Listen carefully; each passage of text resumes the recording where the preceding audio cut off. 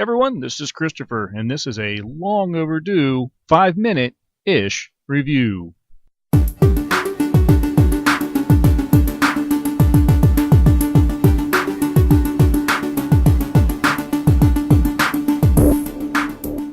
An evil space queen has set her sights on the planet Earth. Her nefarious plans to take over the world are already in motion. Only the bravery of one young boy can save the Earth and free the sinister queen's slaves. Can he do it? Can Danny Johnson save the world? This is the 10th entry in the Miniverse, a film universe in and of itself created by writer and director Christopher R. Mim. This film fits nicely after the events of one of the previous films, The Giant Spider, where we actually first meet, albeit briefly, the young Danny Johnson. The holidays are upon the Johnson household, and two young children beg their slumbering Grandpa Dan to tell them a story to pass the time till dinner. Grandpa, after some coaxing, tells of the time he, his siblings, and their friends saved the world from alien invaders. The story unfolds, and of course Danny is triumphant, but seeing the events and watching Mim expertly tell an original story while paying homage to the films he so obviously loves is a tremendous treat. References to the films of the 50s, which is the style Mim emulates in all his movies, lovingly find their home here, and a line or two from the slightly more recent Ghostbusters even finds their way into the film. As with many small-budget independent movies, a director often has to rely on friends and family for the many parts, as well as reach out to what can often be a small pool of local actors. Making it even more difficult with Danny Johnson Saves the World, the cast is, with only the few of exceptions, children. Pulling in Miniverse mainstays like James Norgard and Michael Kaiser for the few roles that needed full-size people, Mim cast his own son, Elliot, for the role of Danny Johnson.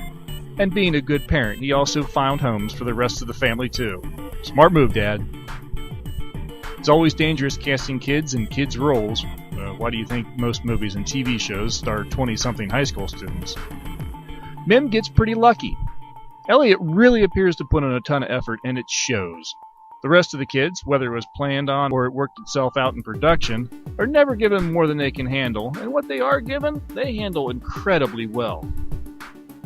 Pulling out all the stops for this one, Mim not only casts children, he throws in puppets that were created by his wife Stephanie Mim, including an adorable little Steve, and even a few stop-motion animated creatures from animator Norman Yend. Oh, and no Mim film would be complete without a monster or a robot. Here, Mitch Gonzalez's designed mechanized monstrosity may be one of the best Miniverse creations yet. You know, I've not always been fair to the Miniverse films. I watched the first movie, Monster of Phantom Lake, and absolutely loved it. I quickly bought the others in the collection, which at that time went up to Attack of the Moon Zombies. And I found myself a little disappointed with them. I wanted more of what I loved about Phantom Lake.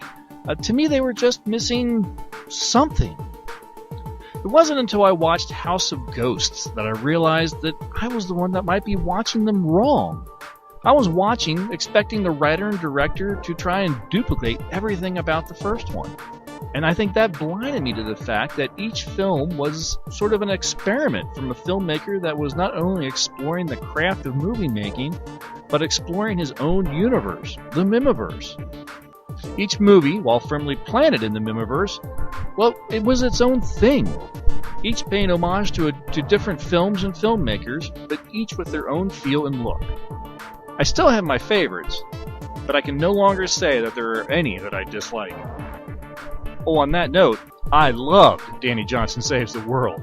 This is a movie for kids of all kinds and ages. Whether you grew up with the 50s films or just discovered them thanks to late night reruns or dear old dad, and even if you never bothered to watch any of them before, this will make a great icebreaker. I bet you might go back and fill the void in your movie watching life you didn't even know existed. I watched this one with my wife and 10-year-old son. The wife thought it was cute, and coming from her, that's high praise. My son, he spent the rest of the night quoting lines and retelling his favorite parts. I don't think Mr. Mim could ask for a better response. You can learn more about Christopher R. Mim and the Miniverse, as well as purchase all 10 of his films at www.saintuphoria.com. The link will be in the show notes. Not so much a review, but maybe random thoughts if Danny Johnson saves the world.